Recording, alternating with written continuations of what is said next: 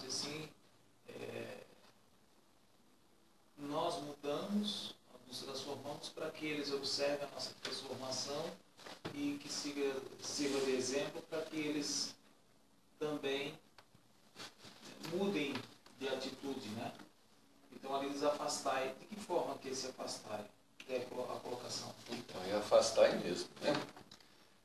Quando a gente fala em termos dos espíritos que tem que aprender com os nossos exemplos, isso são aqueles espíritos que estão vinculados a nós, no passado, vingativo, que de alguma forma querem ter uma ligação pessoal com a gente, porque de alguma forma nós criamos uma circunstância difícil para eles. Nesse caso, esses espíritos que podem interferir no equilíbrio de uma reunião em nome de Jesus são os adversários da obra de Jesus, que não necessariamente têm um vínculo intenso com cada um dos participantes. Ele cria esse vínculo através dos defeitos de cada um. Então, a casa, por exemplo, né? Aqui nós temos que nós vamos fazer uma reunião que a gente, enfim, está estudando, nós estamos buscando aprender e etc. Né? Tem espíritos difíceis que me acompanham e que estão difíceis no sentido de convívio comigo e vice-versa, né? Então, através da mudança do meu comportamento, pode haver um convencimento para que eles se modifiquem. Porém, há espíritos que não querem, outros, né, que não querem que esta casa se mantenha estável. Por quê? Porque ela pode, com isso, tirar adeptos do convívio deles. Então, eles querem tumultuar as coisas, né, querem tumultuar as reuniões. Ele não tem necessariamente algo contra você, ele tem contra o encontro, contra a reunião, né? Contra até a tua predisposição de se melhorar. Esse afastamento, ele não é uma preservação de espaço. Né? Quando a gente fala assim, a diferença entre você afastar um espírito obsessor ou preservar um espaço são coisas diferentes. Então eu tenho um obsessor, né? Eu não vou me livrar do obsessor assim, não é essa a proposta. Porém, existem espaços, situações, lugares e momentos que eu tenho eu quero que predomine a minha privacidade, a minha intimidade, o meu recolhimento. Nesse aspecto, eu não estou tirando ele está impedido de participar daquele ambiente. Por quê? Não é para afastar definitivamente, não, é para garantir a sua integridade. Né? Então,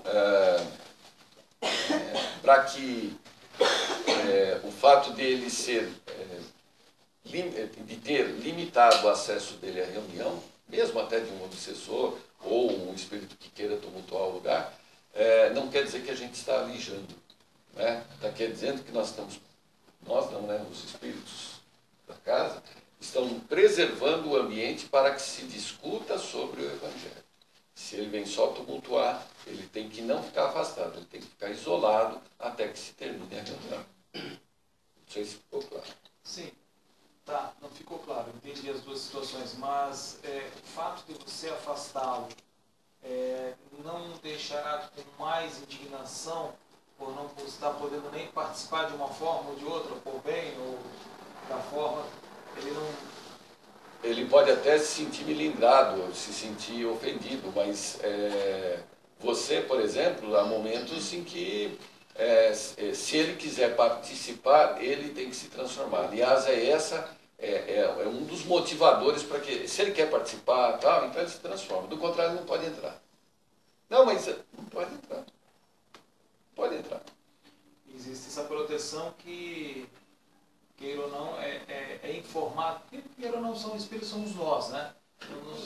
Nós do outro lado. Vamos colocar tem coisas que nem são informadas, ele não passa. Certo.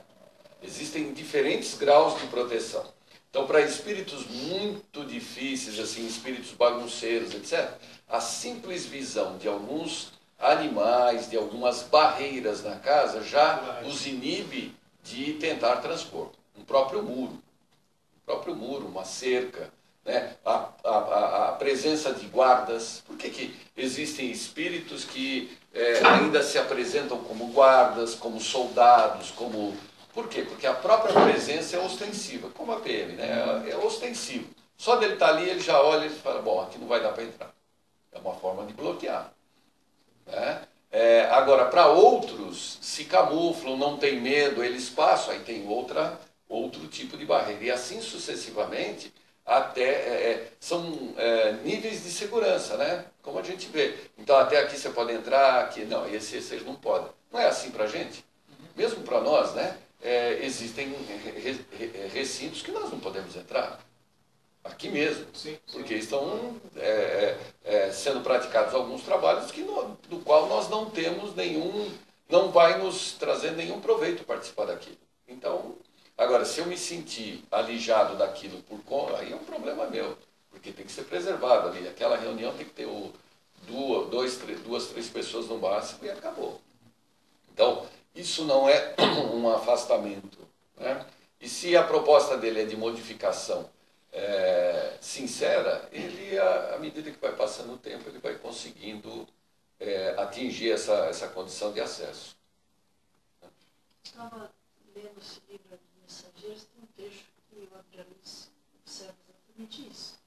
Eles chegam naquele abrigo, ele percebe que lá ele não pode entrar com a mesma facilidade que ele conseguiu entrar na casa dele da outra vez que ele veio para a Terra. E na casa dele, ele transpunha as portas sem nenhum bloqueio. Mas nessa casa, que era o abrigo lá, ele sentiu que a coisa estava mais protegida. Nós mesmos somos educados condicionados e educados a respeitar. É automático. Ninguém entra aqui num... por que os bancos têm bancos, eles põem todos aqueles mármores, antigamente, eu já nem... Não era, né? Aquelas mesas altas, a tua cadeira afunda, tal, porque você está pedindo dinheiro, então você já senta na cadeira, ela afunda, você fica abaixo do gerente. Então, só o fato de você afundar ali, então, tem certos ambientes que você não entra. Você fala assim, não, aqui não é para mim. Não é? A gente mesmo. Então, é a mesma coisa, funciona com os espíritos, só que aí a questão não é material, não é poder econômico, é acesso a uma condição moral. Aqui, não sei se vocês repararam, né? Esse comecinho.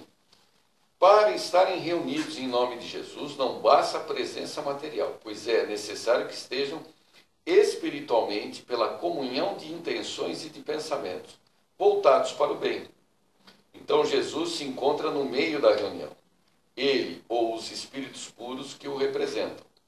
O Espiritismo nos faz compreender da maneira que o Espírito pode estar entre nós. É graças ao seu corpo fluídico ou espiritual e com a aparência que nos permitiria reconhecê-los caso se tornassem visíveis.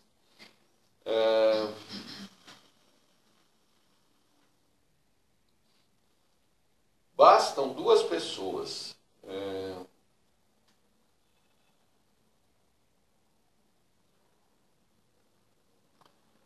Ora, para isso bastam duas pessoas, mas se essas duas orarem separadas, mesmo que se dirijam a Jesus, não há entre elas comunhão de pensamento.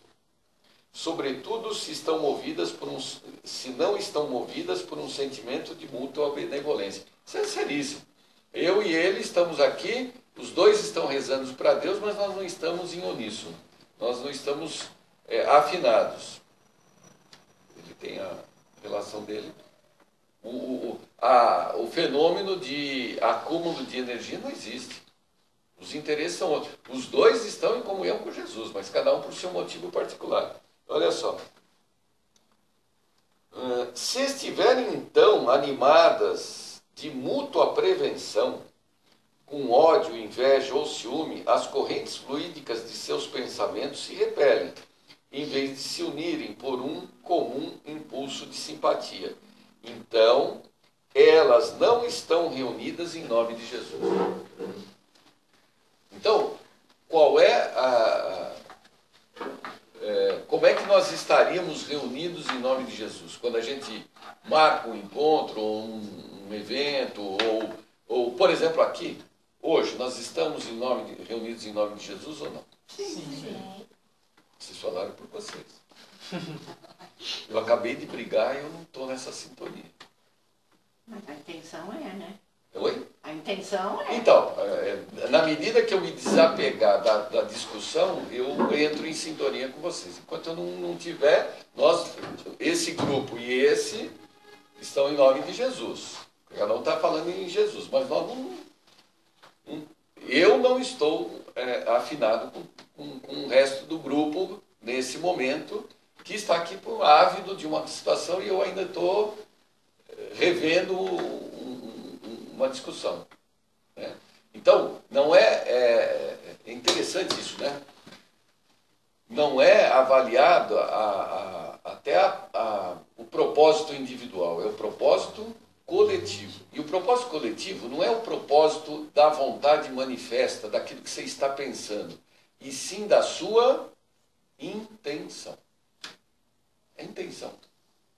Então, perceberam a diferença? Olha, eu vou ler de novo que é grave.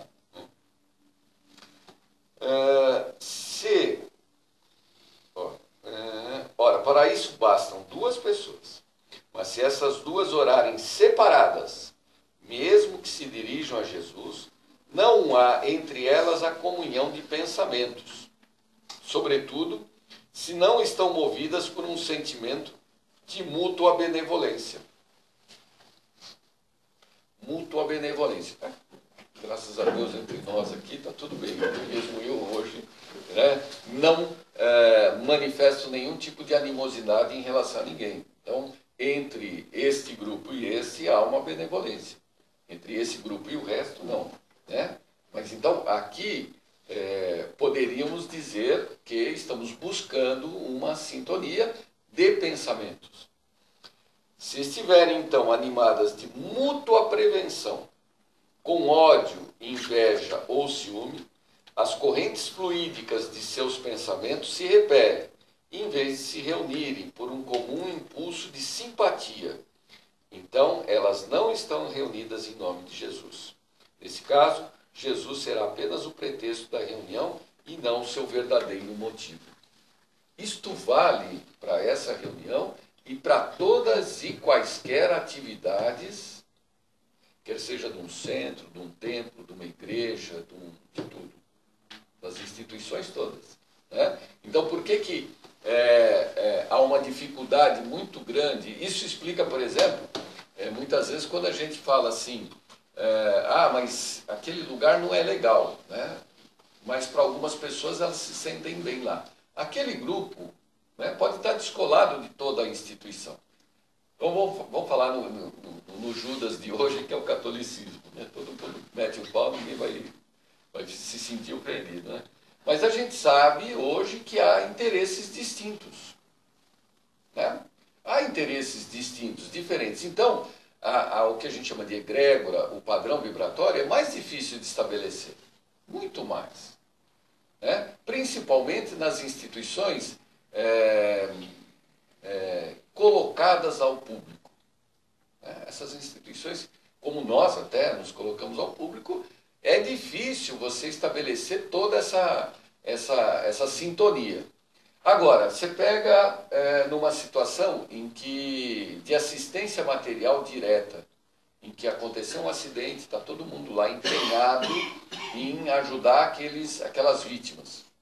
Ou numa situação em que as pessoas se reúnem para fazer algum tipo de ajuda a um grupo de outras pessoas, etc. Perceberam que ali está Jesus? Não porque é um trabalho de caridade só.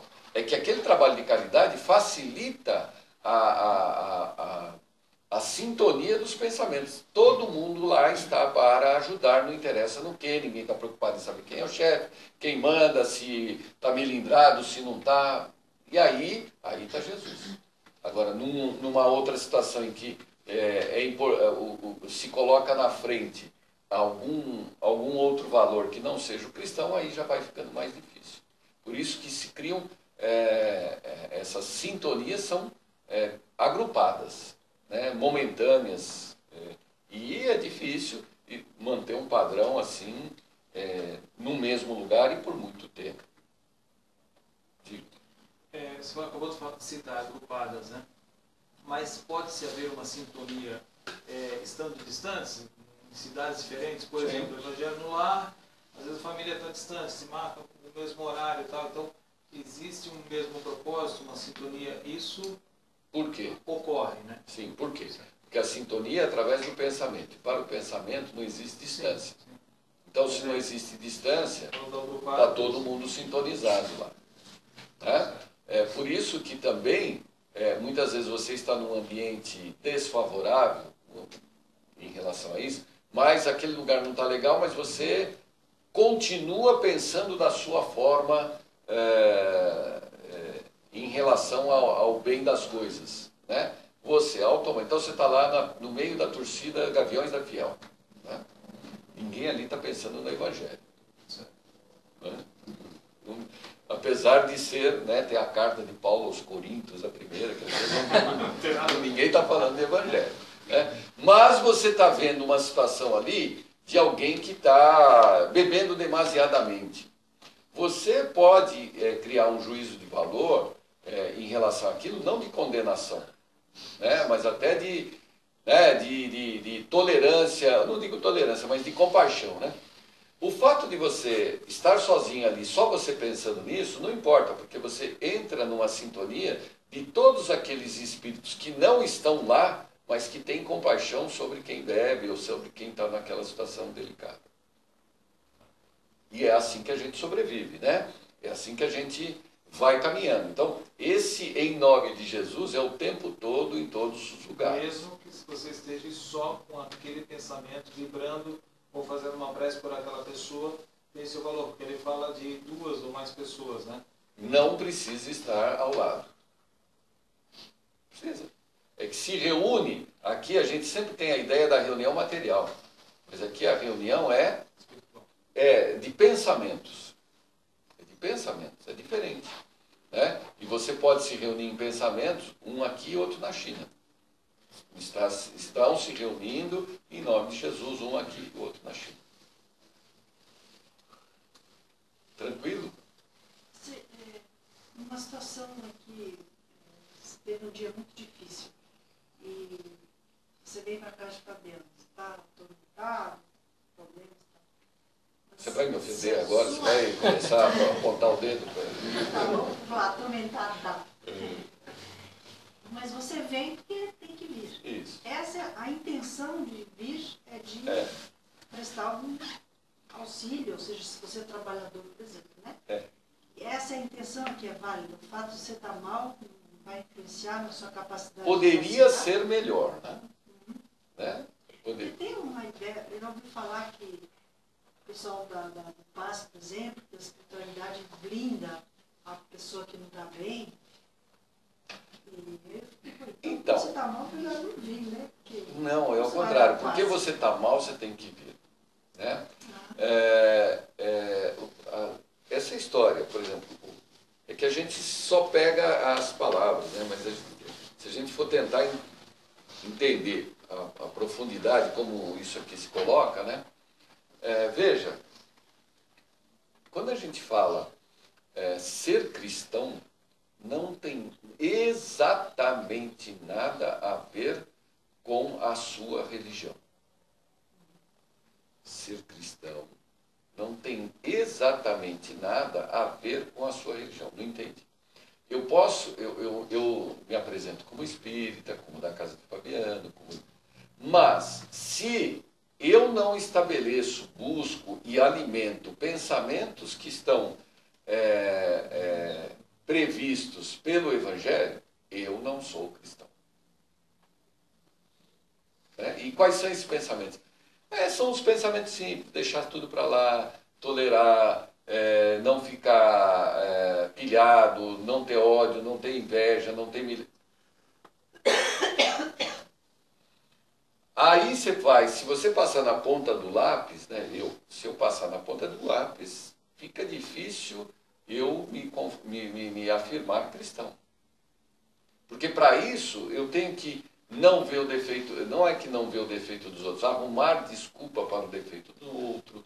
Eu tenho que ter toda uma linha de raciocínio que contraria completamente o jeito que eu sou. Contraria. Eu não, né? Para ser assim, eu tenho que ficar pensando toda hora, pensando 10 vezes, adiar decisões, não me precipitar. E a gente não faz isso com tanta intensidade. Vai aumentando essa intensidade na medida que a gente vai percebendo o desastre que é quando você age diferente. Então, é que imagine, né? Que eu não quero pegar exemplos assim, mas vamos pegar da Igreja Católica, né? Quando da formação do papado. Né? Então, o que era a Igreja Católica? Olha, já virou, com Constantino lá, virou a religião oficial, ele viu a cruz lá no céu, no meio da batalha, e ele falou, bom, se eu ganhar essa batalha, então eu não vou lutar mais contra o cristianismo, se deu bem, converteu o cristianismo, então o cristianismo faz parte do Estado e tal. E aí, olha, se faz parte do Estado, todo Estado tem que ter um representante. Então aí vamos criar a figura do Papa, que é aquele que fala em nome, para, racionalmente, tem todos os motivos para você criar o papado. Ou não tem? Tem que ter um chefe, tem que ter um representante, tem que ter o dono da porcada, porque, né, senão como é que faz? Para quê? Todos os espíritos superiores foram contra a formação do papado. Vocês sabiam disso? Os espíritos, eles foram contra a criação da figura do Papa. E o que aconteceu? Foi criada a figura do Papa. Você vê que a tal da teimosia, da imposição, né? Ela... Agora você imagine, então vamos fazer um papel assim, imagine você num lugar do espírito superior que está desaconselhando a criação do cargo. Como é que você se sentiria? Deu para entender?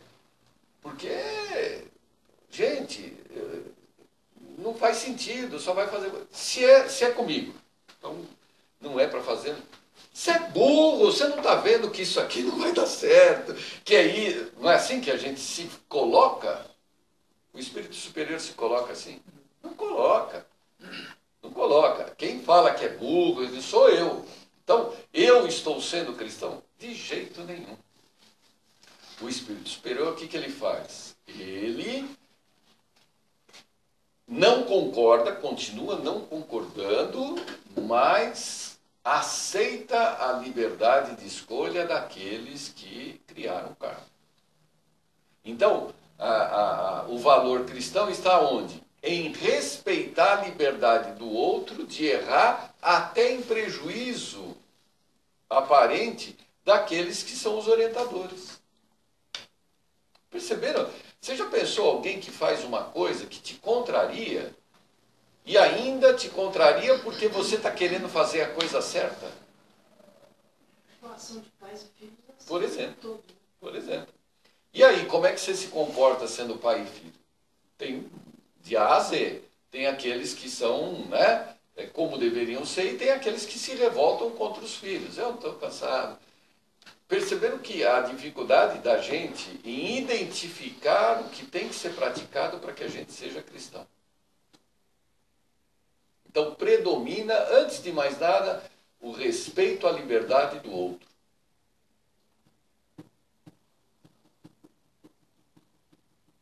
O que você vai fazer é problema seu. Bom, mas seria tão... Ele não quer. Ele não quer. Entenderam a dificuldade? Teve mais alguém que foi contrariado dentro da história da humanidade? O primeiro, quem é? Jesus. Jesus, ele veio para implantar a obra. Quantas vezes aí você lê o Brasil, coração do mundo, pátria do Evangelho?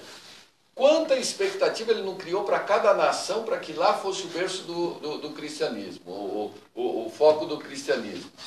Ele tinha olha, hein, eu tenho os meus projetos, as pessoas me atrapalham e eu fico bravo.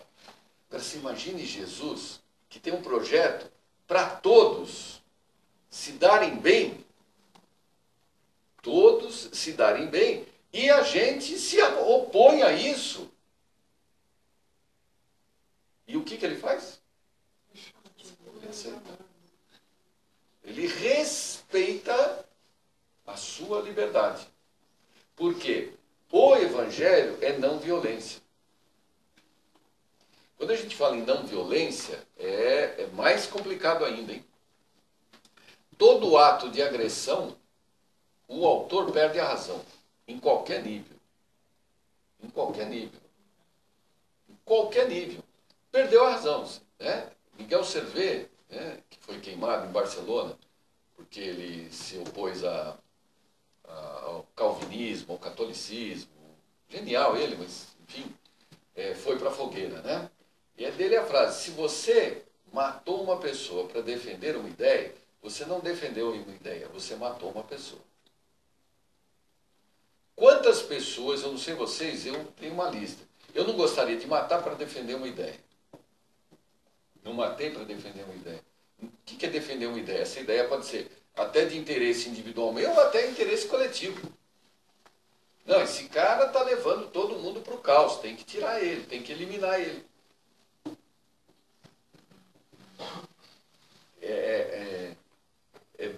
É bem diferente. É bem diferente. Por isso que se fala, né, a doutrina, ela fala em reforma íntima. Íntima é íntima. É intimista. Só você para lutar contra você mesmo. Puxa, mas é muito defeito. Até desanima. Pode ser. Até cansa. Provavelmente. Mas é só você que pode fazer isso. Não tem ninguém mais que pode fazer. Ninguém. Isso, você pode fazer um paralelo entre professor e aluno. Professor não ensina ninguém. O professor não ensina ninguém. É o aluno quem aprende. O professor estimula, desperta, ele joga, ele faz um marketing em cima do assunto. É só isso que o professor faz. Ele apresenta, tal, ele desperta o interesse. Mas quem aprende é o aluno. Se o cara não sentar lá, não prestar atenção, não focar, tal, ele não aprende. O Evangelho é a mesma coisa. Jesus trouxe o Evangelho. Agora, a reforma íntima é cada um que faz. Se não fizer, não adianta nada. Não vai adiantar nada. Quem é que o segue? Quem se sacrifica da forma como ele sugeriu. Que sacrifício? O sacrifício dos seus defeitos. E é assim, bom, Zé, mas é o tempo todo, é o tempo todo, é a toda hora, pode errar, pode. E você, é engraçado, né? A gente brinca que em ações judiciais você sabe como começa, mas não sabe como termina. Uma colocação em relação ao outro também. Você sabe como começa, mas você não sabe como termina. Você não sabe. Não sabe. Então, é melhor quase sempre, né, ou sempre, ficar quieto. Né? Bom, mas e aí? Bom, e aí que cada um vai ter que decidir como vai lidar com essa situação por situação.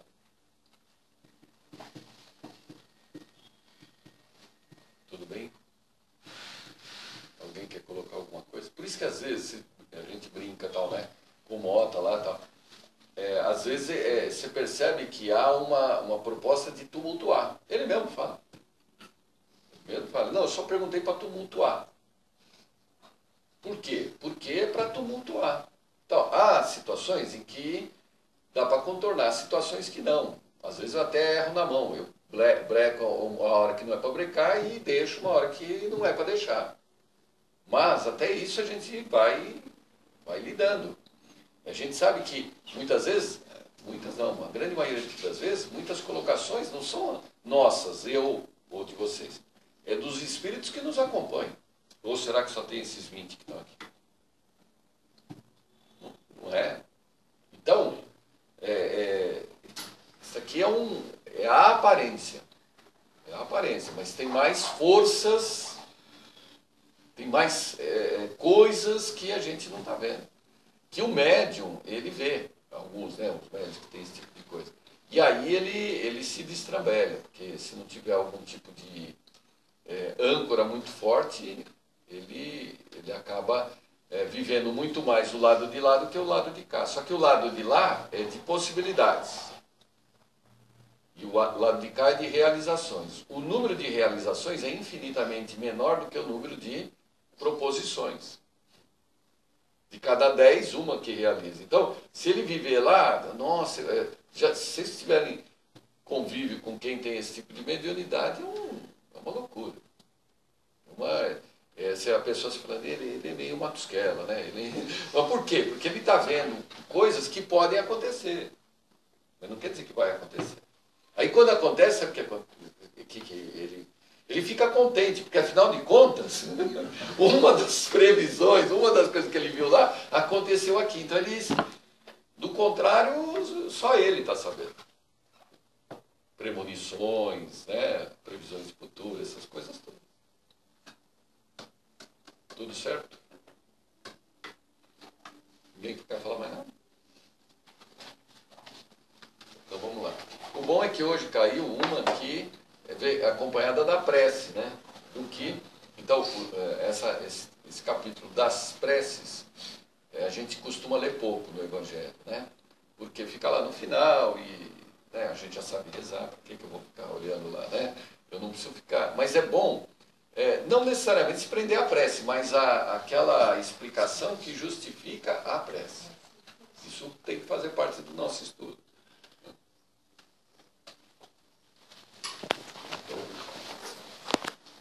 Na semana passada, nós estávamos falando sobre a parte mecânica, a parte física daquilo que seria a força centrípeta que justificaria a levitação, né? Então, só para fechar, força centrípeta é aquela que existe no movimento circular. Toda vez que está em movimento circular, tem uma força centrípeta. Quando esse movimento circular é dentro de um fluido, um ventilador. Fluido é gás ou líquido, né? Quando tem aquilo, os fluidos eles têm possibilidade de apresentar diferenças de pressões. Toda pressão advém, ela tem como origem uma força. Então a pressão é uma força aplicada numa área, né? Isso é pressão. Então, nós brincamos aqui no ventilador. Quando você tem um ventilador, ele está mergulhado num fluido, né? E aí o que acontece? Ele, pelo movimento da pá, ele pega o ar de trás dele e joga para frente. Tá? Quando ele pega o ar de trás e joga para frente, é porque aqui atrás tem uma pressão menor e aqui tem uma pressão maior. Numa mesma área, a força aqui é menor do que a força aqui. Né? E esta força aqui não tem nada a ver com a força centrípeta do movimento circular. Então, combinação que a gente entendeu assim, que poderia ser, o movimento, a força centrípeta que provoca um movimento circular, esse movimento circular provoca uma diferença de pressão num fluido que faz surgir uma força de sustentação semelhante à da asa que equilibraria o peso do próprio perispírito.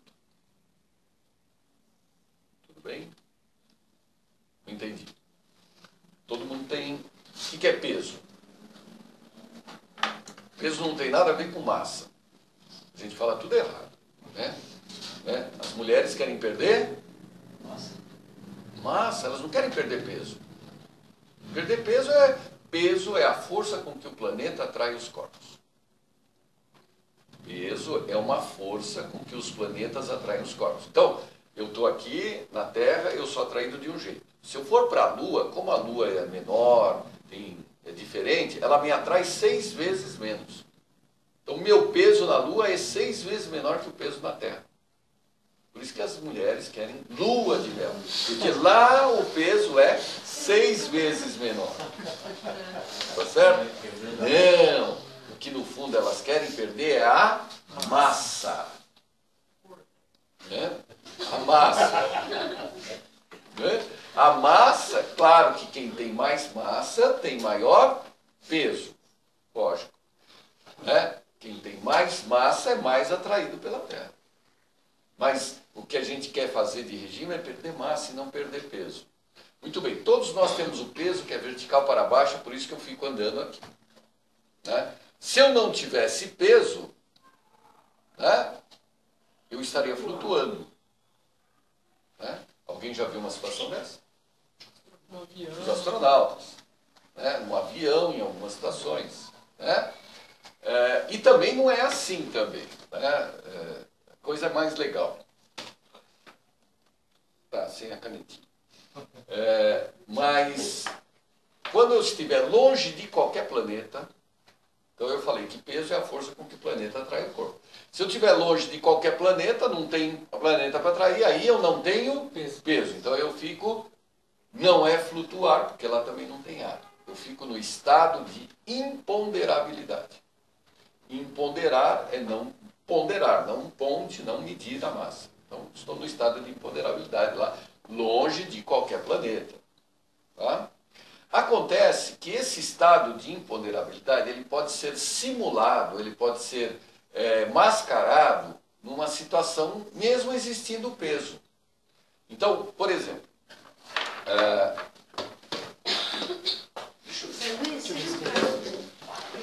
Esse caso de levitação.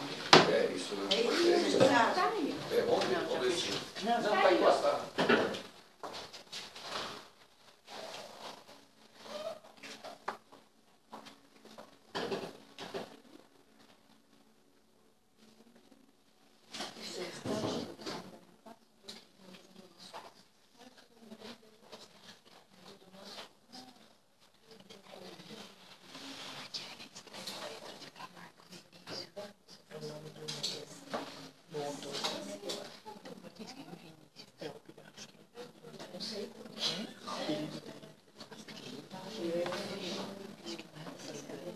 Esses nomes aí de Roma, é nome lá do latim.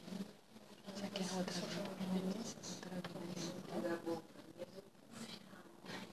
ele foi peso de cavalo, mas a vida dele, tipo, uma das vidas dele foi Vinícius.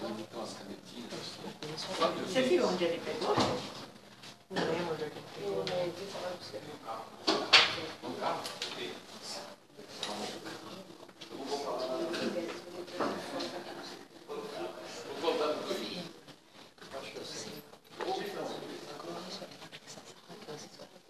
Isso aqui?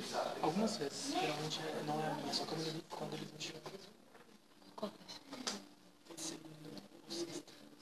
Não, então entendi. Ali, não sei se é lá de baixo. Sempre a maior que tem. Ah, essa daqui eles fazem o quê? Palestra. Você sabe o que é?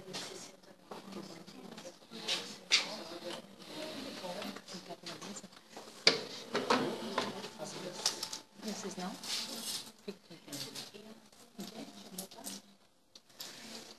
Então vamos lá, só para brincar um pouquinho enquanto eles vêm aí. Nós já vimos que se eu soltar uma chave e um livro da mesma altura, quem é que chega primeiro no chão? Os dois saem juntos e chegam juntos. Tudo bem? Mas as massas são diferentes. E daí? As massas são diferentes, os pesos são diferentes. Quem tem menos massa tem menos peso, quem tem mais massa tem mais peso, mas eles saem juntos e chegam juntos. Tudo ok? Por que ele cai? Porque tem força-peso, cujo é o apelido do que a gente chama de força gravitacional. Força gravitacional e força-peso são sinônimos. Tá? Valeu. Opa. Serviço completo. Eu ia falar isso. Por isso que você me cobra, né, Vitor? Oi? Você fez serviço completo, né? Por isso que você me cobra. Os milindres. Olha, Jesus vai embora, hein? Muito bem. Tudo tranquilo isso aqui? Então, esse aqui tem mais massa, né? Ele é mais concentrado. Esse aqui tem menos massa. Mas eles saem juntos e chegam juntos. Tudo bem? Tá legal. Mas aí, acontece o seguinte. Então, por que o corpo cai? Porque Terra atraindo. Qual é o apelido dessa força? Peso, também conhecida como força gravitacional. Ela tem origem aonde? Tem origem numa observação da natureza de que massa atrai massa. Não entendi. Massa atrai massa. Quem enunciou isso foi Isaac Newton, naquela velha história da maçã. Então ele estava debaixo da macieira lá, aí caiu a maçã na cabeça dele. Ele falou, entendi por que os corpos caem. Ué, eu caiu já a melancia, eu nunca entendi, né? Porque até então se imaginava que os corpos caíam porque eles querem voltar para a Terra. A igreja adorava isso. Todo corpo, no final, ele quer voltar para a Terra. Volta mesmo. Todo mundo morre e volta para a Terra. Né? E a igreja adorava, porque quem cuida de você depois que você foi para baixo da Terra? A igreja. Aí ele falou, não é bem assim. Na verdade, massa atrai massa. Mais um que foi para a fogueira. Não, esse não, já era judeu. Massa atrai massa. Como assim? Esse corpo atrai a porta. Vou deixar na... Tá? Essa chave atrai a porta. Mas a toda ação tem uma reação. Então a porta fica quieta? Não, a porta atrai a chave. Qual das duas forças é maior? São iguais, porque ação e reação. Se anulam? Não, estão em corpos diferentes. Por que a porta então não abre sozinha? Porque existe uma outra forcinha aqui que impede que ela se manifeste, que é a dobradiça. Mas se eu estiver lá, longe de qualquer planeta, numa situação ideal, eu deixo um corpinho aqui, a tendência dele é dele se agrupar. Ou Zé. Existe um pêndulo de torção, né? Tem um fio e uma barra, você põe a outra barra, você percebe, isso é na Terra, que ela torce aqui, quer dizer, ela foi atraída. Eu sei que você não percebe isso, porque você nunca pensou a respeito, né? Mas, se você pensar, na verdade, massa atrai massa. Então, todos os corpos estão atraindo-se entre si. Porque tem massa. Toda massa atrai outra massa. Quer um negócio legal? Por que todo o planeta é esférico? Não entendi. Por que todo o planeta é esférico? Porque se for, acabou de formar um planeta assim, tá? Ele começou a se atrair. Aí o que acontece? Você considera, hipoteticamente, aqui um miolinho, esse aqui é o corpo A e esse aqui é o corpo B. A atrai B, B atrai A. Tudo bem? A hora que ele desprender, ele se agrega aqui. Ele se agrega aqui, ele se agrega aqui. Todas as partículas se agregando, elas tendem a ocupar um menor volume. A figura geométrica que representa o menor volume é a esfera. Por isso que todo o planeta é esférico. Todo corpo tem a tendência de ser esférico. A Terra, ela é mais lisa do que uma bola de bilhar, proporcionalmente. Proporcionalmente, você vai falar, mas tem o Himalaia, tá? Isso não é nada. Ela, pelo raio, ela é mais lisa do que uma bola de bilhar. A casca da Terra, a litosfera, a superfície da Terra, ela é mais fina do que a casca do ovo para o ovo. Nós estamos em cima de uma nata de leite. Nós vivemos aqui. Então, massa atrai massa. Massa atrai massa. Tudo bem? Então, por que os corpos não estão se batendo? Porque existem outras forças que impedem. Então, eu estou atraindo aquela cadeira, a cadeira está me atraindo. Por que a cadeira não vem aqui e bate? Porque ela está apoiada no chão, tem um atritinho lá que impede isso. Mas a terra atrai a caneta. Nada impede, ela cai. Deu para entender? Nada impede. Por isso que a caneta caiu. A terra está atraindo a caneta também está atraindo a terra. Com a mesma intensidade, mesma direção, sentidos contrários, mas as forças não se anulam porque estão em corpos diferentes. Então é por isso que a caneta cai. Porque massa atrai massa. E, então, peraí, Zé. E se eu tivesse... Esse negócio, por que a caneta, ao invés de cair, a terra não sobe? O que você acha? A massa da Terra é maior. Mas sabe o que acontece? Quando eu peguei isso aqui e trouxe para cá, a caneta subiu, a Terra se afastou um pouquinho. Aí quando você solta, eles voltam no mesmo lugar. Ah, então está aqui. Aqui é a Terra e aqui é a Lua. A Lua é a caneta. A Lua é a caneta. A Lua era um pedaço da Terra. Está começando a ficar... O Zé está obsediado. Né? Sala 4 no cara aí, 2 horas seguidas, porque está complicado. Né? A Lua é um pedaço da Terra. Vem ao que parece, né, uma das hipóteses mais prováveis, que veio aqui algo, né, um meteoro tal, muito grande, que bateu e lascou a Terra. Saiu uma lasca, desse choque surgiram as regiões abissais dos oceanos e voou um pedacinho lá. Acontece que esse pedacinho ia embora, mas ele tem massa, né? Mas aí a Terra está atraindo, então ele parou de ir embora. Tá? Bom, mas é um pedaço. Por que ele ficou esférico? Por causa da atração entre as partículas.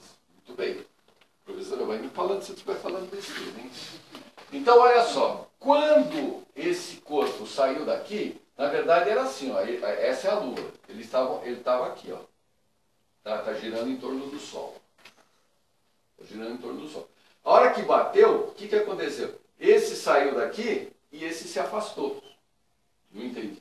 Está girando aqui, ó. Está girando aqui, está girando aqui. Aí afastou. Pum. Continuou girando aqui. Quando afastou, um subiu, o outro desceu. Mas tem um pontinho aqui no meio, que era o centro da onde todos eles estavam juntos. Esse pontinho aqui é que está girando em torno do Sol. É um ponto entre a Terra e a Lua. O movimento de translação, ele não é da Terra, é de um ponto entre a Terra e a Lua. Não está no centro da Terra. Porque... Bom, e se a Lua cair? Pá, caiu, eles vão se encontrar naquele centro e continua girando. Né? Casal de patinadores. Eles estão lá girando. Os dois juntinhos. Né? Os dois juntinhos. Aí eles se separam. Um vem para cá, outro para cá. O parzinho continua girando na mesma trajetória. Mas qual parzinho? Aquele centro que representa os dois quando eles estavam juntos. Tudo bem? Então eu pego a caneta, levo ela para cima, a Terra se afasta. Aí eu solto, ela volta. Hoje... Muito bem. Aí a outra pergunta. Se a Lua era um pedaço da Terra e a Terra atrai a Lua, mas a toda ação tem uma reação, essa aqui é a força gravitacional da Terra sobre a Lua. Mas a toda ação tem uma reação, a Lua atrai a Terra, força da Lua sobre a Terra. Qual das duas forças é maior? Igual. São iguais, porque é ação e reação. Se anulam? Não. Porque estão em corpos Opostos. diferentes. E aí vem a pergunta, pode mandar. Por que ela não cai? Por que a Lua não cai na Terra? É lógico. Se a caneta cai, por que a Lua não cai? Né? Então vamos lá. Por causa do giro. Quase isso. Se eu soltar isso aqui retinho, trajetória para vocês é o quê? Segmento de reta, vertical para baixo. Tá? Lugar geométrico, segmento de reta. Soltei. Né? Aí eu vou fazer o seguinte. Eu soltei com velocidade zero, tá parado? Mas eu vou dar um tapinha aqui, ó. Vou dar um tapinha na caneta e ela vai cair lá na frente. Qual é a trajetória para vocês? Curva, arco de parábola. Aumento mais a velocidade. Tudo bem? Se eu aumentar mais a velocidade, ela cai lá fora. Aumento mais, ela cai lá fora. Então eu vou fazer o seguinte, eu vou subir, vou pegar uma escada, vou subir bastante, e aí eu vou fazer a experiência. Então o que eu faço? Se eu soltar retinho, ela cai aqui. Se eu aumentar um pouquinho a velocidade dela, onde é que ela cai? Aqui. Aumento mais a velocidade, ela cai aqui. Aumenta mais, ela cai... Opa! acabou a Terra. Então ela continua Caindo. caindo. Ela tá tentando cair na terra o tempo todo. Ela está em órbita em torno da Terra. Mas ela não quer cair. Ela está caindo. Só que ela está caindo numa trajetória que é maior que a curvatura da própria Terra. Então ela está caindo. Ela está caindo. Tem força-peso aqui? Tem ou não tem? Tem, ó. Tem, ó. Aqui, ó. Por que ela não cai? Porque ela possui uma velocidade. Lembra lá do ônibus? Ela está embaladinha, ó. Ela está embaladinha. Ela está lá, mas aí ela segurou no cano através da força gravitacional. Então mudou a direção, veio para cá. Aí ela vai por aqui, aí puxou para cá, ela vem para cá. Então, por que ela não cai? Porque tem a força-peso. Se ela, e ela tem velocidade. Aí eu levanto um super mata-mosca aqui, ó. Aí a Lua vem, pá, bateu. A hora que ela bateu, o que ela perdeu? Velocidade. Aí ela cai na Terra. Aí ela vai cair, mas já vai acontecer assim, ela vai cair e vão se encontrar 1/9 da distância. É a relação entre as massas. Deu para entender? Então, se ela bater e ela perder a velocidade, perdeu a velocidade, aí ela vai cair. Quando ela cair, a Terra também vai subir. Lembra aqui? Ó, a Terra sobe um pouquinho, aí vai ser significativo. Na caneta, não. Eu solto aqui, né? Assim como a caneta desce, a Terra sobe. Isso é imperceptível. Agora, aqui não. Se eu soltar aqui a Lua, ela vai descer e a Terra vai subir. Vão se encontrar aqui num pedaço do caminho, não é na metade. Né? Muito bem. Tranquilo? Rezar para o meteoro aparecer e atrapalhar a Sério, trajetória da Lua. né? Nossa, coisa. Tranquilo até aí? Então, vamos lá de novo. Fazer uma lua de presente. Quem chega primeiro? Os dois chegam juntos. Por quê? Eles estão caindo juntos. Tá? Pus um em cima do outro. Tem peso? Tem. Se eles saem juntos e chegam juntos, né? Quem está em cima está empurrando quem está embaixo? Não. Não está empurrando. Eles estão caindo juntos. Os dois têm peso? Tem, estão caindo juntos. Então eu pego uma cabine lá, um foguetinho, tá? Um foguete. Dou uma velocidade para essa cabine de foguete e encho com astronauta, um monte de canetinha e tal. Aí o que vai acontecer? Eu jogo eles para cá e ponho eles em órbita. Colocar em órbita é colocar em movimento circular. Aliás, o movimento circular existe porque tem peso. Todos eles têm peso. Ora, mas eles estão caindo todos juntos. Não estão caindo todos juntos? Todos juntos. Todos juntos. Alguém está empurrando um ao outro? Então eles ficam lá flutuando. Como se estivesse no estado de imponderabilidade, longe de qualquer planeta. Mas eles têm peso? Tem. E continuam caindo? Continuam. Mas parece que não tem peso. Então é bobagem. Você pega a Veja, jornal, essas coisas. Os caras, quando estão em torno em órbita na Terra não tem peso. Maior bobagem. Claro que tem peso. Se não tivesse peso, não estaria em órbita. Mas um não sente o peso do outro. Por quê? Porque eles estão caindo juntos. Isso vocês já viram no desenho animado do Papaléguas. Está lá uma pedra enorme e o Papaléguas no lado. Aí ele sobe na pedra, sobe, vira, né? Ele está sentindo o peso da pedra, ele até pega a pedra aqui, ele não sente o peso da pedra, porque ele está caindo junto. Ele só vai sentir o peso na hora que a pedra parar. E ele parar também. Viu, para ter uma ideia? Normalmente ele está embaixo. Geralmente, se é um Papaléguas, ele está embaixo. O coiote lá. Né? Tudo bem até aqui? Deu para entender? Então isso é muito legal. Então dá para eu colocar em órbita isso aqui? Dá. Claro que dá. Só que se eu jogar com uma velocidade tão grande aqui, sabe o que vai acontecer? O ar vai atrapalhar e vai começar a queimar. Então, o que eu tenho que fazer? Eu tenho que levá-lo a uma altura onde a quantidade de ar é reduzida, e aí eu...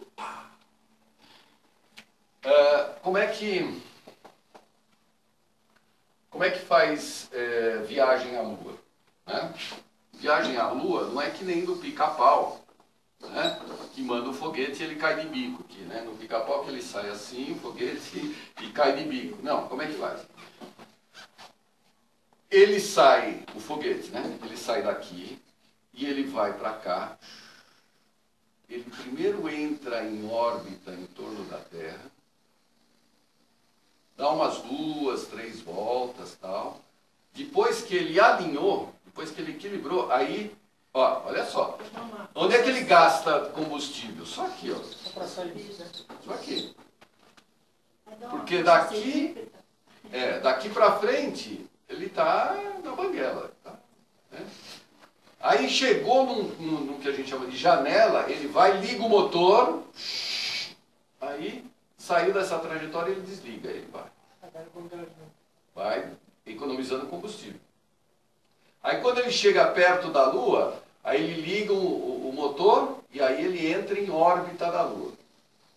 Aí ele fica aqui. Né? Aí é punk. Porque o foguete está aqui, ó, aí ele quebra.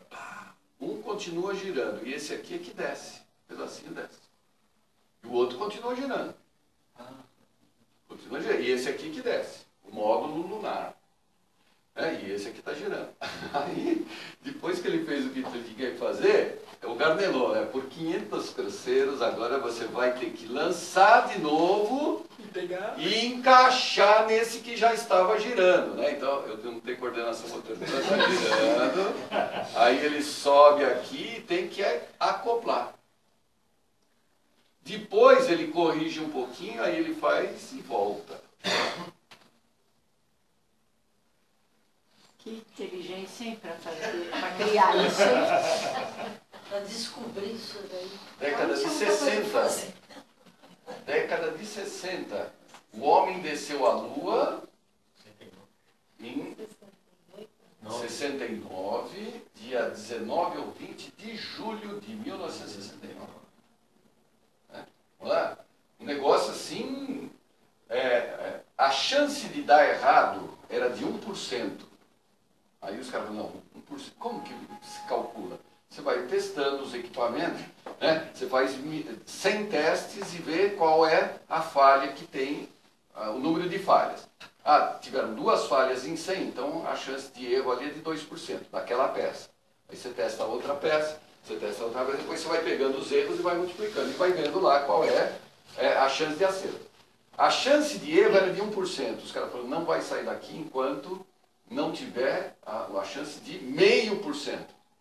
Demorou 1 ano para baixar 0,5%. Aí o cara foi. Eles foram, né?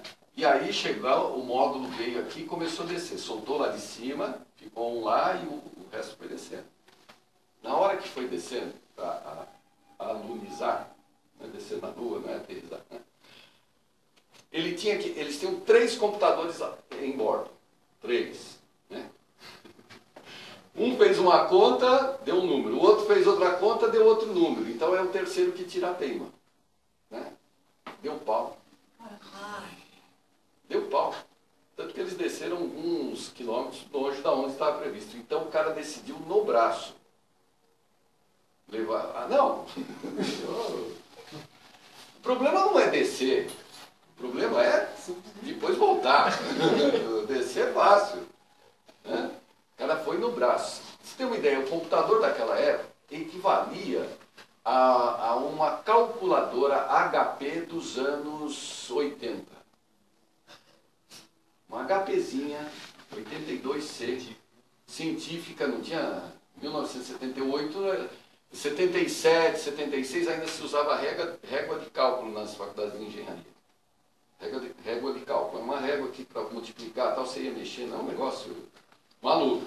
Aí saíram as calculadoras, só tinha HP e a Texas. A Texas era o bichinho, né? Agora a HP não, eram 3 daquelas. O computador que você tem em casa hoje, mas é milhares de vezes maior do que o computador usado na NASA para fazer a Apollo descer na Lua. Não dá para dimensionar. Não dá. Aí, toda aquela tecnologia da NASA, né, foi assim, imagine para fazer tudo isso. Aí acabou o projeto Apolo, o que, que aconteceu? Todo mundo embora, todos os engenheiros. E o que, que os caras vão fazer? Não tem o que fazer. Inventaram o relógio digital. Que era a única tecnologia que eles conseguiram. Todo relógio era analógico. E a partir daí é que foi possível, com essa tecnologia sucateada da NASA, se chegar até os computadores pessoais. Por quê? Porque era uma série de informações, conhecimentos que deixou de ser segredo de Estado. E aí as pessoas começaram a desenvolver os chips, os EPROMs, as memórias, e aí foi possível chegar até isso que a gente tem. Velcro, né? Por que o velcro? Tudo flutuando. Põe a caneta. Ela vai ficar lá? Não vai. Não vai. Então o velcro. Furadeira. Furadeira é legal. Você pega a furadeira, aperta aqui e aperta para virar, quem vira é você. Quem vira é você. Então aí o que inventaram? A furadeira pneumática, através do ar. Porque aí são como foguetinhos. Né? Você joga o ar, aí o ar empurra a aletinha da broca, e a aletinha da broca empurra o ar. Então ele sai aqui nessa direção. E assim é que vai furando. Não é como essa que a gente tem em casa. Né? Tem em casa, você aperta, vai virar, vira você. Você não está preso a nada. E assim por diante. Olha, a partir disso, por exemplo, o cara fica lá fora da onde tem, né, fora da onde tem gravidade. Agora ficou claro para você, né? Quando fica no estado de imponderabilidade, o que acontece? Você não é atraído pela Terra. Ou se é atraído, isso não é significativo, porque não tem normal, não tem resistência. Então, os ossos não são solicitados. Se os ossos não são solicitados, eles vão tendendo a ficar frágeis. Então, esses filmes que o cara desce fica lá 6 meses no espaço, já desce andando, está furado. Por quê? Porque ele não tem força, os músculos... Fica você com a perna engessada 2 meses. Você não tem músculo e os ossos ficam frágeis. Fica 1 ano, 2 anos, você vira uma ameba. Você vira uma ameba. Né? Jornada nas estrelas, né? Adoro, né? Então vem lá a nave, no vácuo, atira, na outra bate e explode. Quando explode você? Está errado. Não tem ar, pá. Não tem ar. Tudo que acontece no vácuo é no mais absoluto silêncio. Agora você imaginou assistir um filme de 2 horas numa guerra? Todas as batalhas no espaço são em silêncio. Senão, nós não dormiríamos do barulho das explosões do Sol. Não houve. Deu para ter uma ideia? Então, porque toda essa força-peso que eu estou falando, se eu quero volitar, eu tenho que achar um jeito de equilibrar essa força. Não é anular, eu não consigo anular, só se eu tirar da Terra. Né? Eu tenho que arrumar uma outra força para equilibrar esta. Certo? Quem é essa força? É aquilo que eu falei, é como se você acha, e eu estou chutando, movimento de força centrípeta num fluido lá nos pés, né? Que gera uma diferença de pressão que aparece, seria uma força que equilibraria o peso, né? Uma força devida que equilibraria o peso do perispírito, e aí ele se desloca. Talvez seja assim. Talvez faça sentido, porque todos os anjos estão aonde quando eles são desenhados? Nas nuvens. O que são as nuvens? Movimento de fluido. Né? Uma turbulência dos fluidos. Todo o santo está onde? Apoiado onde? Na nuvem. Então, quem pintou isso, quem viu isso, quem imaginou isso, só talvez tenha feito esse tipo de associação. Mas eu digo das pessoas encarnadas Como é que é? que têm o poder Nunca vi de nenhuma. levitação. Nunca vi nenhuma. Nunca vi nenhuma. A gente sabe de relatos, mas... Eu não sei que livro que eu... por causa dos livros de estudo que falavam Na Terra? que teve Encarnado? reunião espírita que a pessoa levitava. Não, a pessoa... Aí é outra coisa. Pois é, isso que eu queria saber o que é. Aí é o seguinte. Então, você tem a força-peso. Como é que a gente pode equilibrar isso? Então, Para o perispírito aí seria alguma força do tipo asa de avião aqui, aqui ele está movimentando, então apareceria isso aqui. Né? Uma outra forma de equilibrar o peso seria uma força magnética, que eu também não sei como é que seria. No caso dos médios, então isso já havia assim, não o médio. Então o médio estava aqui, estou sentado aqui, sessão de terça-feira. Tá? A menina era a minha ratinha. E ela sentava aqui, tinha que ficar dois para segurar ela na cadeira, senão a cadeira não parava. Isso aqui era, né, era uma força descomunal que ela tinha. Né? E era um, assim, Edgar, que era o filho do seu Zezinho, que era enorme. Por quê? Porque provavelmente, né, pode surgir forças a partir, por exemplo, do ectoplasma do médium, de alguma outra coisa, porque o ectoplasma ele dá uma força material. Né?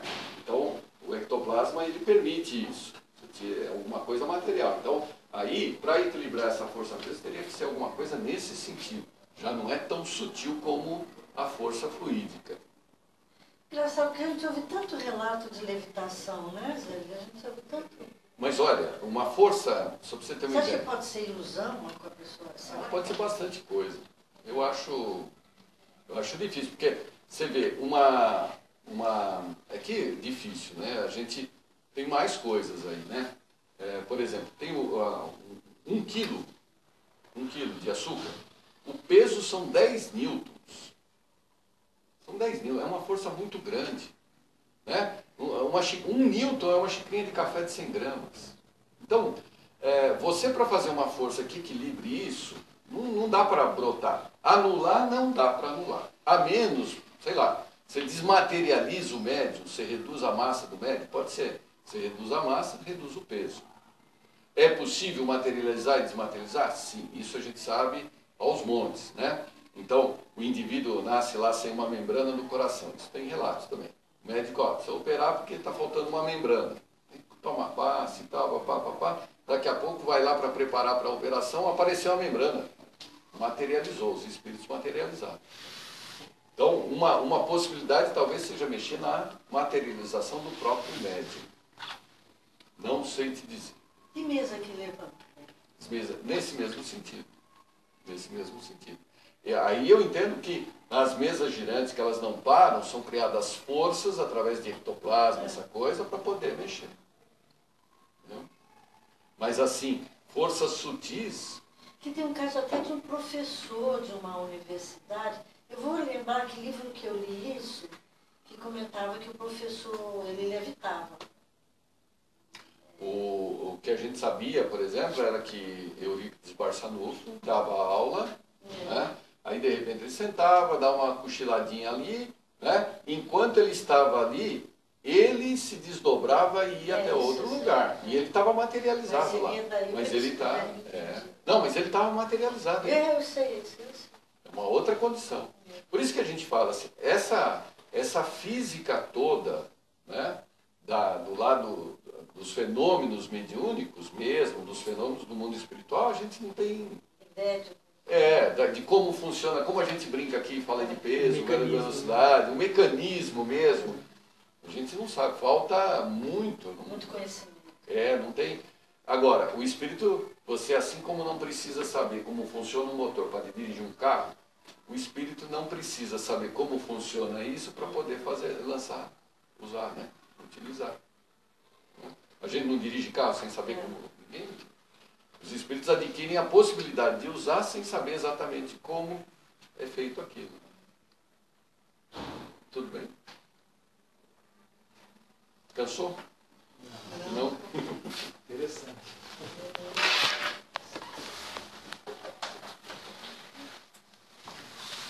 Estamos começando o capítulo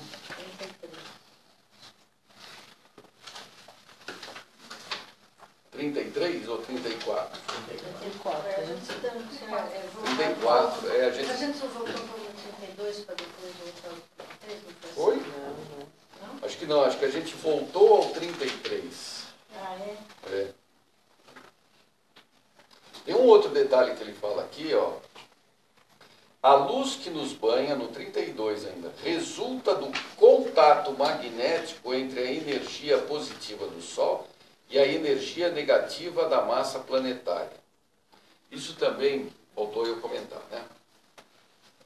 A Terra, ela, toda a matéria, os átomos, eles têm uma parte, são duas partes opostas. Uma é a eletrosfera e outra é o núcleo. A eletrosfera, a gente convencionou que porque ela é oposta ao núcleo, nós convencionamos a chamá-la de negativa. Negativa porque é uma convenção, é um sinal matemático que tem o seu oposto, que é o sinal positivo, só isso. Então negativo não quer dizer ruim. Não quer dizer ruim. Assim como esquerda não quer dizer ruim. Né? Esotericamente, se vocês olharem, todas as estátuas gregas não, egípcias, elas estão posicionadas com o movimento inicial do pé esquerdo. Você olha lá, o pé esquerdo na frente. Por quê? Porque tudo que te move é a partir do coração. Todas as tuas ações têm que ser a partir do coração. Né? Não é negativo. Assim como o sinal negativo não é ruim. Né?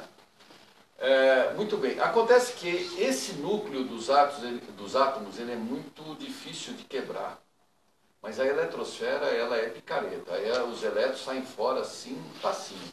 Tanto que a gente brincou aqui, se eu pegar plástico e esfregar num bastão, o plástico vai ficar com carga negativa e o outro corpo, o bastão, com carga positiva. Acontece com blusa, no frio e tudo mais. E a Terra é como se fosse um grande reservatório de elétrons. A Terra está cheia de elétrons.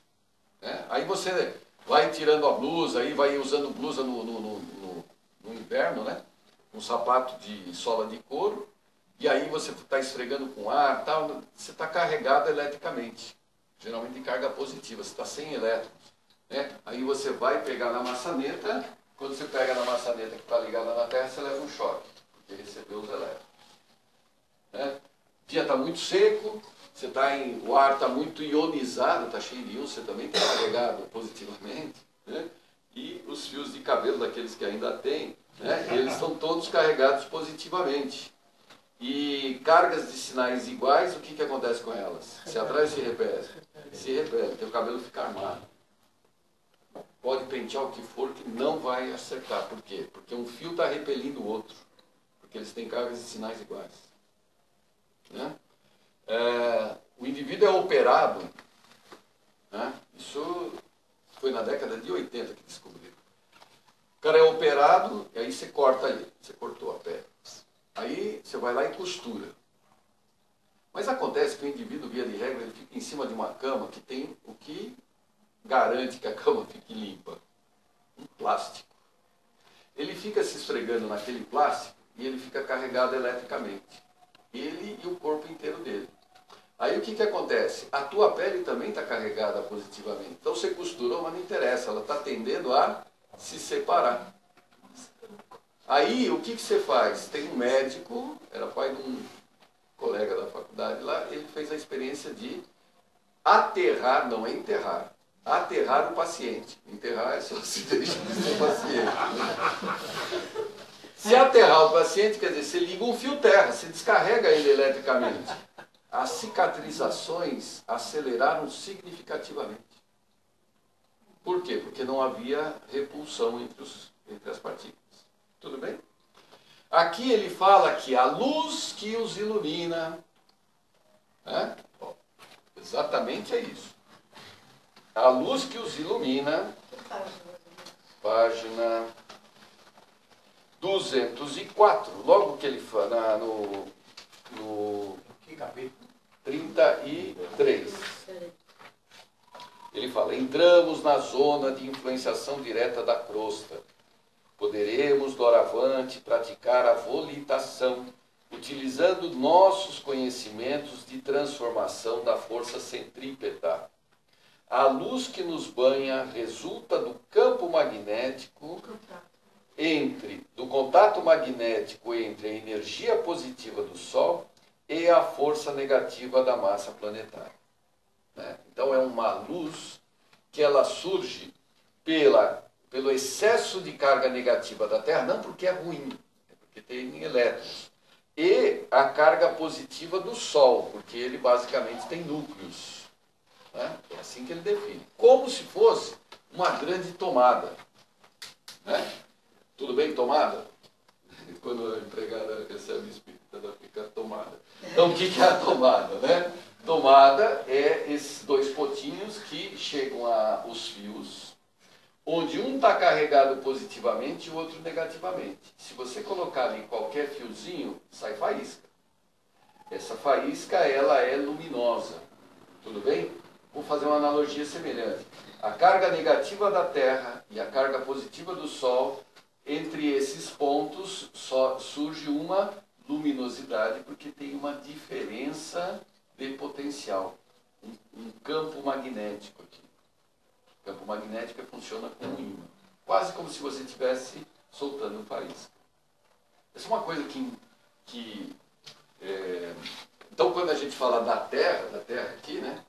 Essa Terra que nós estamos vendo é uma parte da Terra. Por que uma parte da Terra? Porque tem toda uma outra Terra de uma outra matéria constituída do fluido mental que você não vê e que faz parte da crosta. Um exemplo. O Sol. Tudo bem, Sol? Deus Tupã?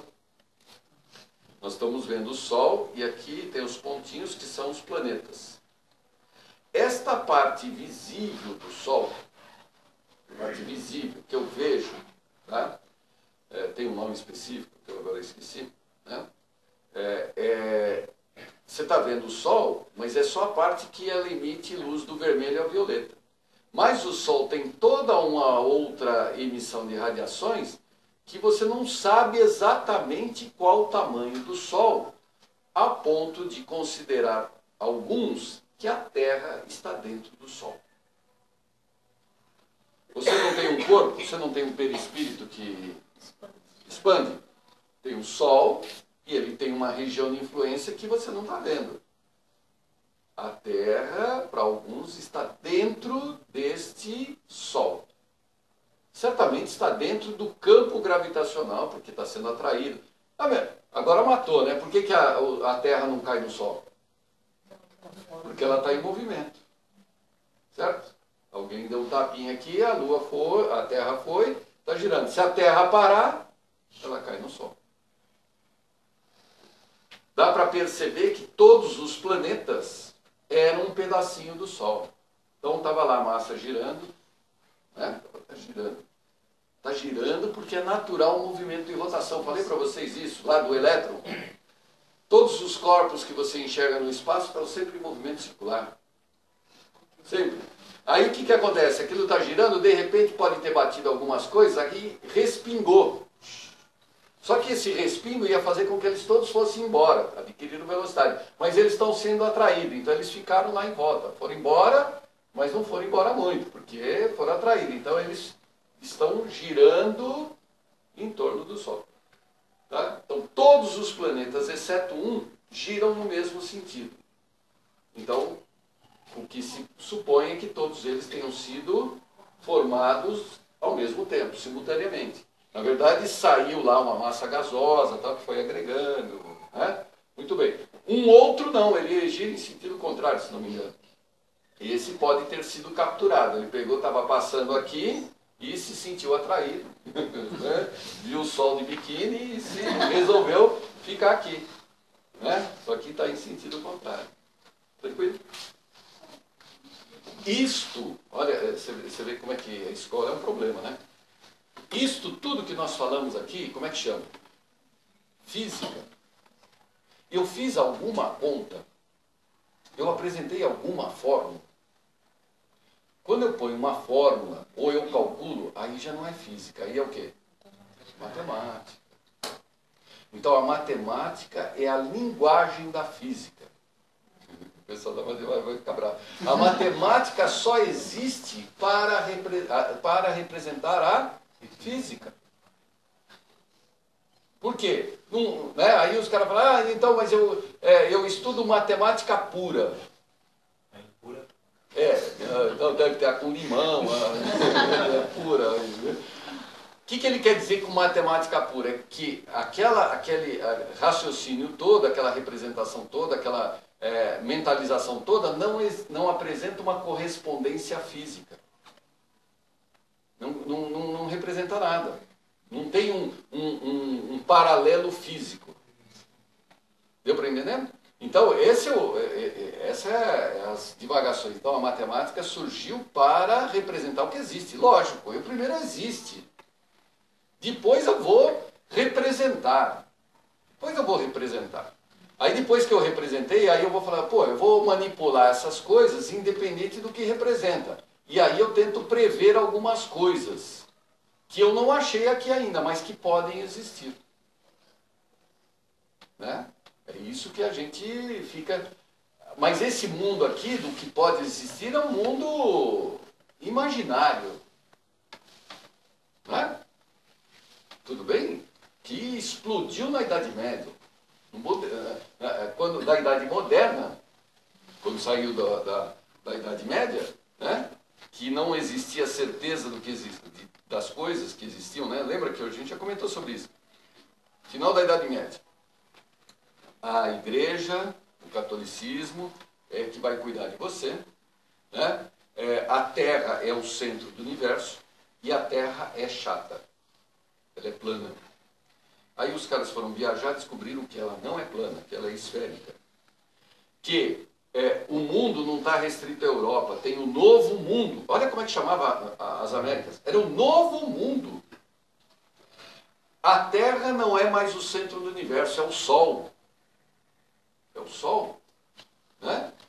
Com todas, e tudo que eu observo não necessariamente existe. Deu um colapso na ciência e na filosofia da Europa, que eles falaram, bom, então o que é que existe? O que é que existe? Se eu não tenho certeza do que eu estou vendo, estou pegando, o que é que existe? Nada do que é real eu tenho certeza que existe. Eu só tenho certeza do que existe na minha mente. Só o que eu penso. Só o que eu penso eu tenho certeza que existe. E enquanto eu estiver pensando, que é René Descartes, né, que ele fala das ideias. Então ele fala, uma esfera que eu estou vendo, eu tenho uma fórmula para desenhar a esfera. Todo este mundo tem um paralelo matemático aqui, que é imaginário. E aí ficou um mundo que era contemplativo, descritivo, tangível, fácil de descrever, aristotélico, tomista, tal. E tinha o mundo cartesiano, que era matemático, o mundo virtual, tinha calcular, tal. Este aqui é simples de viver, este aqui dá trabalho, porque eu tenho que imaginar. Esse mundo é imaginário. Né? E assim foi até quando? Até hoje.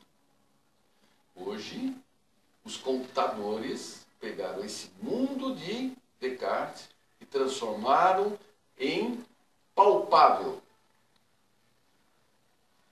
É como se você tivesse criado uma célula, um mundo mental, onde você mergulha nesse mundo.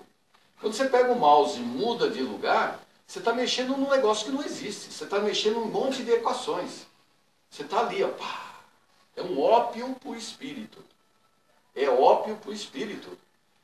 Porque você encarnou para viver aqui, ó, para ter fome, para ter sede. O espírito está enclausurado na matéria. Porque a matéria ela tem toda uma existencialidade que faz com que você te traga para aquilo que é importante. Mas agora, com os computadores, internet, mundo virtual, o cara muda lá e pá, é como se ele tivesse desencarnado, encarnado. Porque ele está no mundo que ele quer. Ele cria até uma personalidade dele. Ele é fake. Ele põe lá o que ele quer, o tamanho, a cor, o cabelo. Ele faz tudo. Ele tem uma vida lá que veio da onde? Da imaginação dele. É um ópio. É um ópio. E aí ele sai da realidade. Gente, a coisa está tão complicada que a gente trabalha. Né? Como é que você trabalha hoje? Você pega 10 pessoas, 20, 100, 200... Vou trabalhar, senta onde? Na frente do computador. fica lá 8 horas, 5 horas. Né? Aí o que você fez? O máximo que você fez foi imprimir uma folha de papel. De realidade, você imprimiu uma folha de papel. Aí acabou a luz. Acabou tua casa. Começa a tremer. Né? Tem gente que não consegue falar com e-mail assim, aí acabou a bateria e o cara começa a ter um treco. Chegou a um absurdo que nós fomos amputados de uma mão. Todo mundo não tem mais duas mãos. Só tem uma, porque a outra está para segurar o celular. Não tem. Onde é que está o que é ergométrico aqui? Não tem. Não tem. Treco mais, nenhum filme de ficção que você possa ter assistido previu uma coisa dessa. Nenhum. No máximo o cara põe aqui, né? O cara que veio lá do outro planeta, lá, o predador, né? Melhor aqui, mas aqui você vê como é que é coisa, né? Os telefones. Então surgiu. Lembra que a gente fala que a gente não pensa? A gente não pensa. A gente não pensa. Né? Os outros pensam por nós. Né? A gente chega ao absurdo de adorar músicas que a gente não entende a letra. Se alguém falar para você, você compra o disco, você põe de música que você não entende. Você canta música que você não entende. Geração Beatles. Não é geração Beatles, não, todos nós. 99% eu não entendia. Não tem. Mas a gente gostava. Não, eu não sou do tempo dos... Hoje, quando a gente... O que eu ia falar? Eu me esqueci. E a gente chegou ao absurdo. Não, você estava falando do telefone, né? Telefone. O telefone, olha como é que é interessante, né? O telefone, ele... A partir do telefone, o celular foi um negócio interessante. Inventaram o celular, para que é o celular? Para você falar o telefone, era um tijolão, Motorola, aí quando saiu o LT 1200, era um pouquinho menor, tá? Não é assim? E a partir daí foi evoluindo o telefone. O telefone foi evoluindo e virou o que a gente chama de smartphone. Tecladinho, né? Tudo bem? A outra corrente era diferente. Tinha o Walkman. O Walkman era um aparelhinho desse tamanho, um tijolo, que você põe uma fita ali, tinha um treco que você andava. Eu sei que eu ia comprar no Paraguai para vender. Então eu chegava aqui, eu vinha na casa de Fabiano, era um tijolo aqui. Né? Aí, o que aconteceu? Chegou uma hora que saiu do isso, foi pro DVD, né? Oi? CD. Depois da fita, cassete, depois veio o CD. Depois veio o CD. Né? Aí depois do CD, aí inventaram um negócio que é o iPod. Para que serviu o iPod? Para música.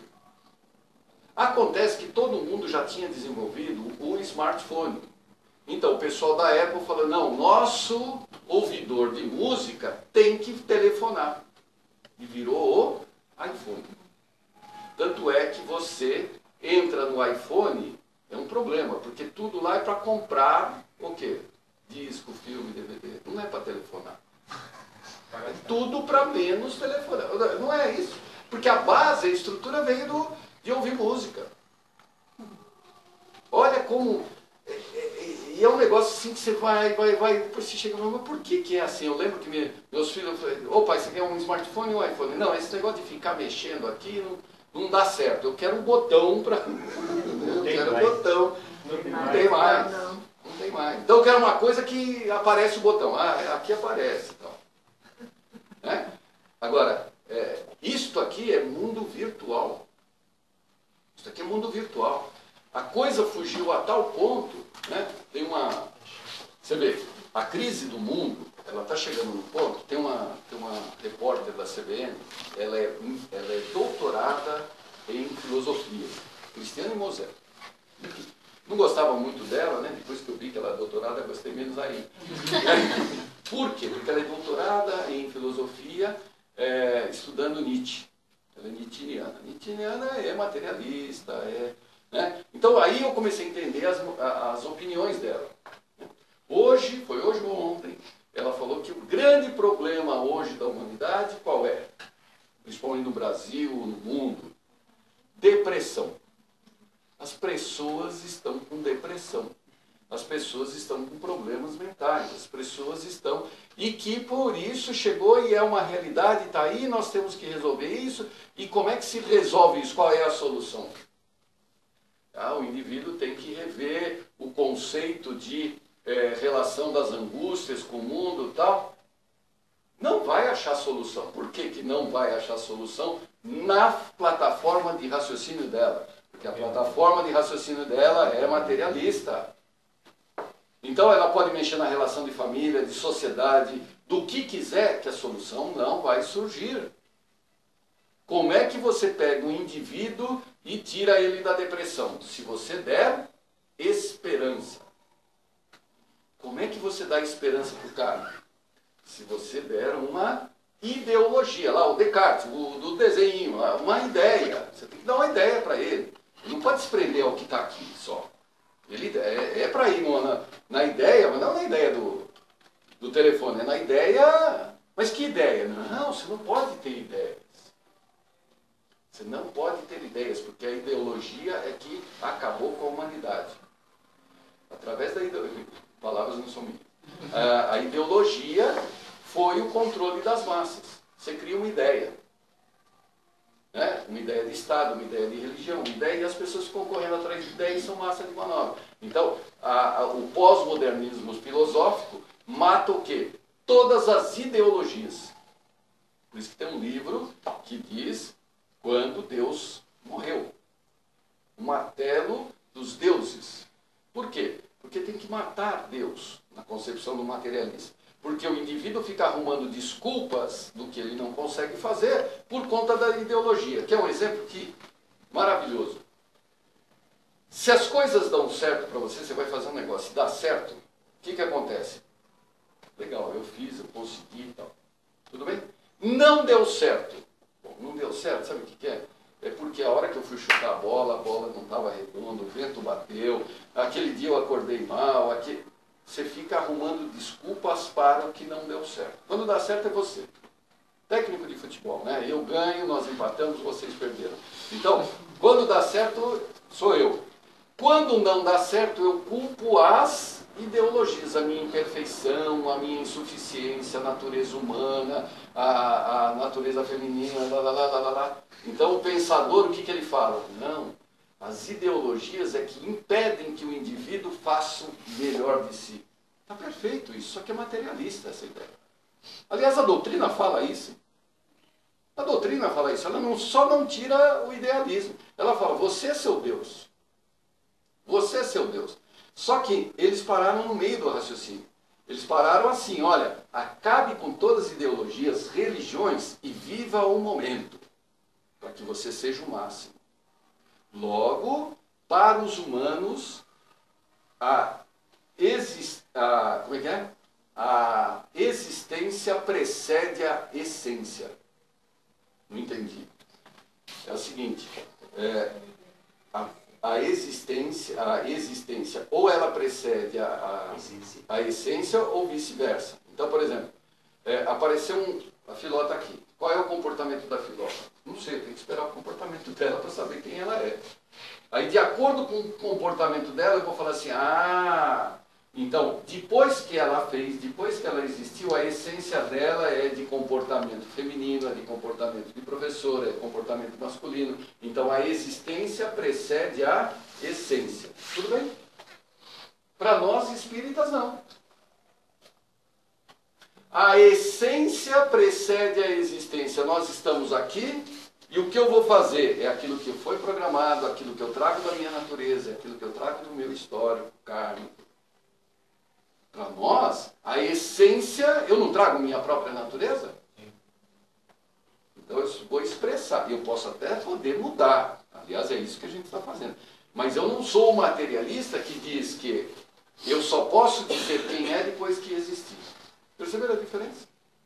Então, a sociedade está entrando nesse colapso exatamente porque está buscando respostas numa plataforma ideológica que ela não vai surgir. Porque eles já podaram o idealismo. o espiritualismo. Não é o espiritismo, o espiritualismo. Que existem duas correntes de pensamento. Ou existe a matéria que você tange, percebe, e algo que você não tange, ou não existe nada que você não tange. Tudo tem que estar na matéria. O mundo está dividido em dois. Né? Para justificar esse mundo, o mundo inteiro caminhou aqui, a grande maioria. Né? Só que ainda não deu certo. Isso não quer dizer que isso aqui está errado. Eles não. Eles falam assim, olha, tá vendo? Ó, porque deu tudo errado lá, não existe idealismo. É aqui, é materialismo. E acabou. Conduz o indivíduo. Se você quer fazer um mundo justo, quer acabar com a burguesia, comece a doutrinar as crianças. Todo mundo é igual. Todos os governos de esquerda, socialista, comunista, doutrinação de criança. O velho você não corrige, porque nós já temos valores burgueses. Então, tranquilo? Tá bom.